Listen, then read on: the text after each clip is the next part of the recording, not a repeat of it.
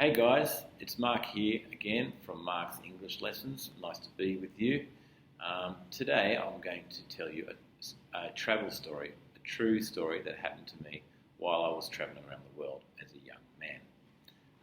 This story happened to myself and a couple of friends when we were in Turkey.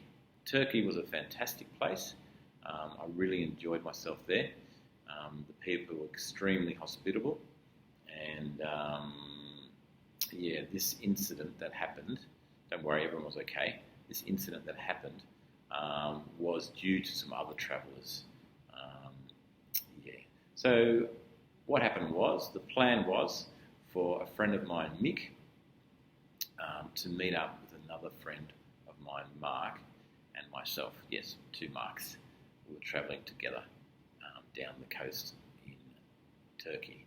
And Mick had been through Bulgaria and had met up with some other travellers along the way. Anyway, we met up in a town called Marmaris, and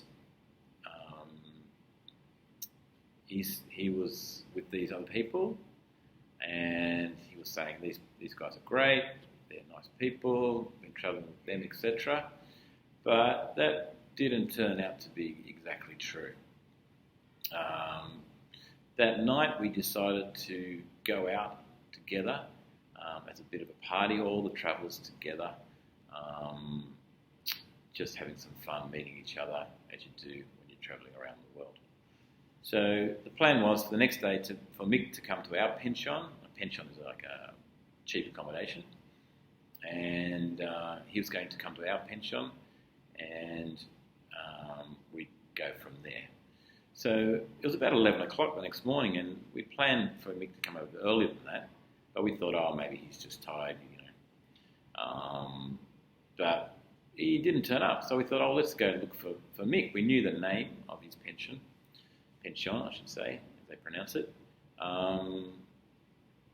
So after about half an hour, we found it. We found Mick still in bed. We thought, what's going on? Mick is, wake up. And we started shaking. Mick, come on, get up. He didn't go. We thought, he's tired, whatever. So we started shaking him more. Mick, get up. And he wouldn't get up. And then we started to think there's something wrong here. And then he woke up and he was all groggy and couldn't hardly talk, couldn't hardly open his eyes. He's like, oh man. And anyway, so cut a long story short, we realised he'd actually been robbed. And two of the guys who were travelling with him had taken everything. They'd taken his passport, they'd taken his traveller's checks, they'd even taken some of his clothes. And we found some signatures that they'd been using to forge signatures for traveller's checks in the good old days when you had traveller's checks.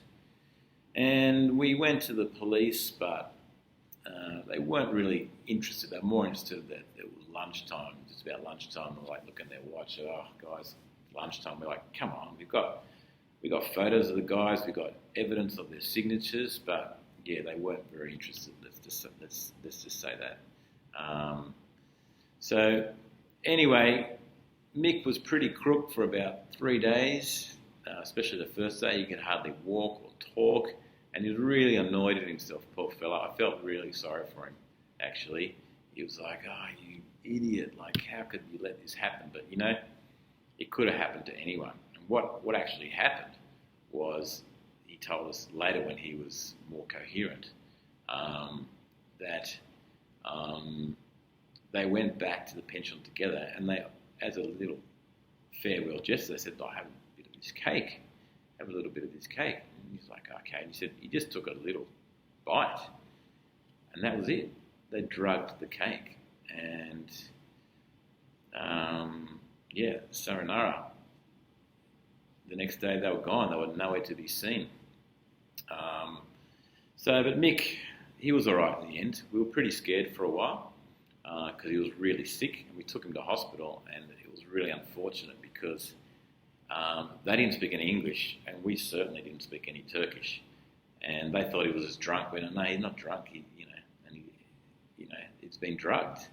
But we couldn't get the message across. They gave him a vitamin B injection, but it didn't really help. And but on the way there, I was pretty scared. We were in a taxi together, and I was thinking, wow, I hope he's going to be okay. He's looking really sick. But yeah, he's all right. He's actually a doctor today. He works in emergencies. He's a head doctor in emergency in a local hospital, doing a fantastic job. Yeah, and everything went back to normal. He got some insurance for everything he'd lost. We called the embassy to help us out with that. And yeah, we went on. But it was not really funny, but looking back now, it was funny.